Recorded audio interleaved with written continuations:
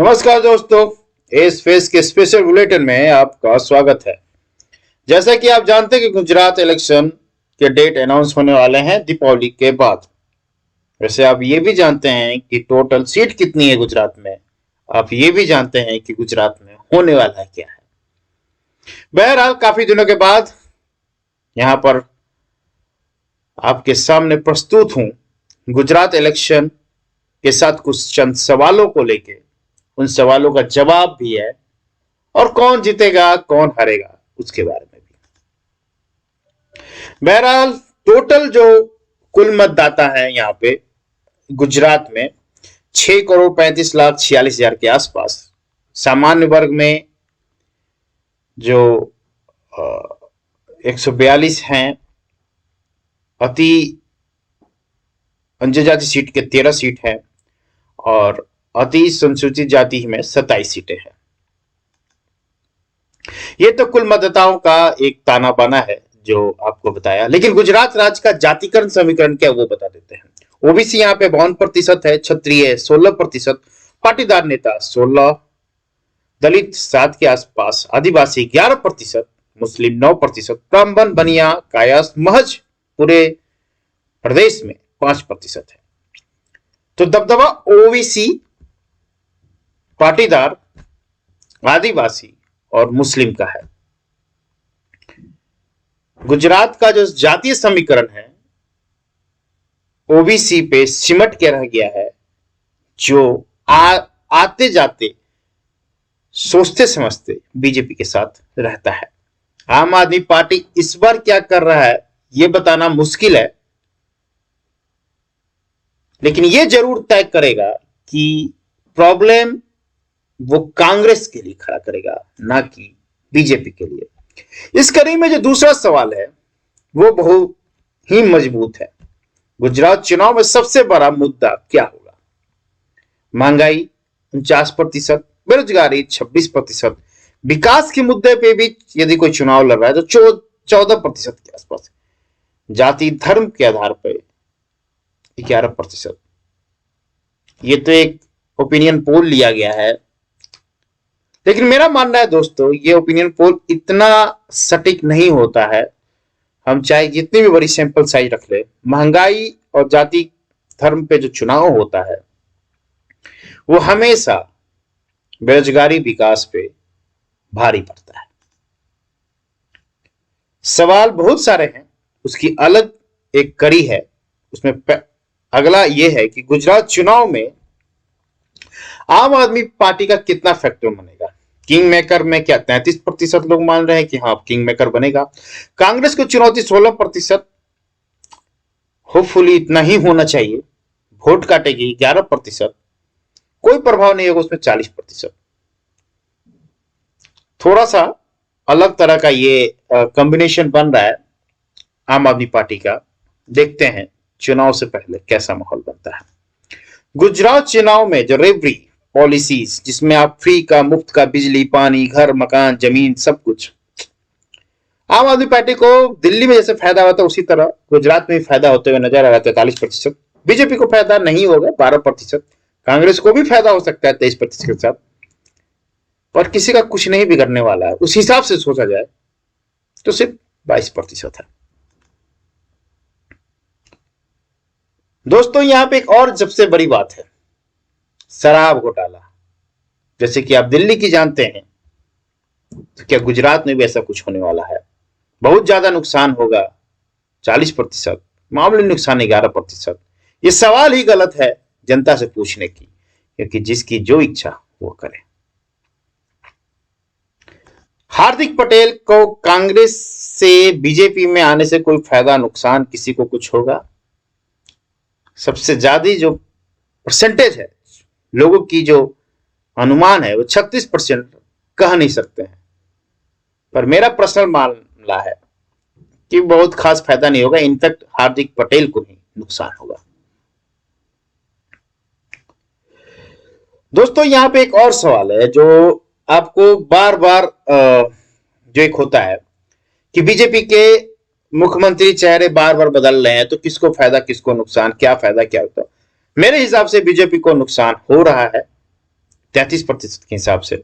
हमारा opinion poll भी यही बता है। नुकसान नहीं होने वाला होगा, नहीं होगा, उसमें 38 और 29 के आसपास लटक रहे हैं। होपफुली चेहरे का नुकसान ना हो। वैसे बीजेपी के जो दो बड़े कर्तावर नेता हैं, मोदी और अमित शाह, वो गुजरात से ही आते हैं और गुजरात इतनी आसानी से नहीं जाएगा, ये मेरा मानना है। अब लेकिन ये भी एक है कि यदि गुजरात 20-25 साल के बाद बीजेपी वहां से हार जाती है तो उसकी हार नहीं होगी, एक इंटरकनेक्शन होता है उस सिचुएशन पे, इधर बहुत ज्यादा नुकसान नहीं होगा। और आम आदमी पार्टी के आने से तो वोट काटने का एक परिस्थिति बनती हुई नजर आ रही है। ध्रुवीकरण की बात हुई है, जहां पे ध्रुवीकरण समझाने की जरूरत नहीं है, आपको मालूम है ध्रुवीकरण किस मुद्दे पर हावी होती है, कैसे होती है। हाँ, 42% ध्रुवीकरण होगा, ये तो तय है और ये होना भी चाहिए, क्योंकि बीजेपी का स्टेट है तो वहां होता रहा है। गुजरात चुनाव में विकास का मुद्दा कितना रिलेवेंट है? 61% लोग बोले कि हाँ, विकास विकास हर महीने पे हुआ है। 12% कुछ कह नहीं पा रहे हैं और नहीं के साथ 15% है। तो विकास मान लेते हैं कि वहां के लोगों से जब हुई है ओपिनियन, 61% लोग का मानने की विकास हुई है, तो मान लेते हैं हुई होगी। एक ये सवाल बड़ा जटिल था कि पिछले 15-20 सालों से जो बीजेपी है, तो पिछले 5 साल में जो उसने वादा किया वो पूरा किया। 45% लोग बोल रहे हैं हुआ है, हुआ ही होगा, क्योंकि ये एक ऐसा कल्चर है जहां पे आप ना भी नहीं बोल सकते। कुछ वर्गों के लिए बेनिफिट हुआ है, कुछ वर्गों के लिए नहीं हुआ होगा। हो सकता है जिस वर्गों को टारगेट कर रही है बीजेपी 2022 के लिए, उस वर्ग को फायदा हुआ हो, इसलिए 45%। विपक्ष का ये आरोप कितना सही है कि बीजेपी एजेंसी की दुरुपयोग कर रही है? अब आप इस मामले से समझ लीजिए कि सीबीआई हो चाहे कोई भी एजेंसी हो, उसको किस तरह से यूटिलाइज की जाती है। सवाल 40% लोगों का हाँ है, लेकिन ना के साथ भी 36% है। मामला थोड़ा 19-20 का है। गुजरात में कौन सी पार्टी बीजेपी को सीधा टक्कर दे रही है? आम आदमी पार्टी 51%, कांग्रेस 30%, एआईएम भी 8% है। मुकाबला त्रिकोणीय होगा, यह मानते हैं लोग 11%। आम आदमी पार्टी टक्कर दे रही है, ये हमारा भी ओपिनियन पोल बता रहा है। क्या गुजरात चुनाव का इंपैक्ट 2024 में दिखेगा?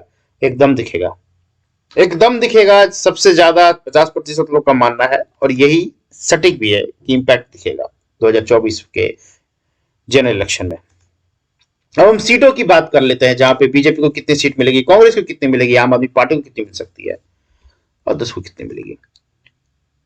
तो उस हिसाब से बीजेपी को हम मतलब अन्य को, जो जिसमें एआईएम भी आ रही है, जिसमें छोटे दल हैं वो भी आ रहे हैं, इनको करीब करीब 10 सीटें जीतते हुए उनके हाथ में आते हुए दिख रहा है। ये अभी का ओपिनियन पोल है।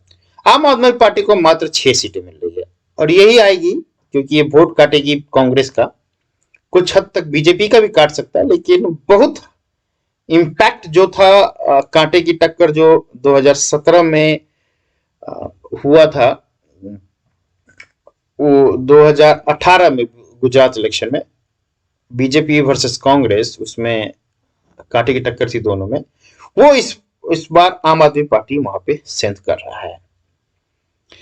यही नहीं कि कांग्रेस को यहाँ पे 82 सीटें आ रही है, तो मुकाबला तो त्रिकोणीय नहीं दिख रहा है, लेकिन बीजेपी के लिए थोड़ा सा राहत की साइन मिल सकता है यदि आम आदमी पार्टी फुल पे चुनाव लड़ रहा है तो। और बीजेपी को हमारे ओपिनियन पोल से जो सीटें आते हुए दिख रही है वो 86। अब बीजेपी को 86, कांग्रेस को 82, आम आदमी पार्टी को 6, अन्य को 10।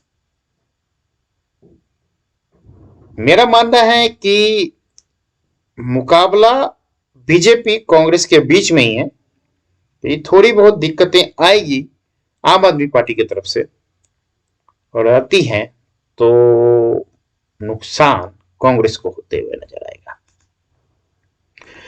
दोस्तों, ये वीडियो आपको कैसा लगा प्लीज कमेंट बॉक्स में जरूर बताइएगा। हम आते हैं अगले कुछ और ओपिनियन पोल को लेके। तब तक के लिए वंदे मातरम।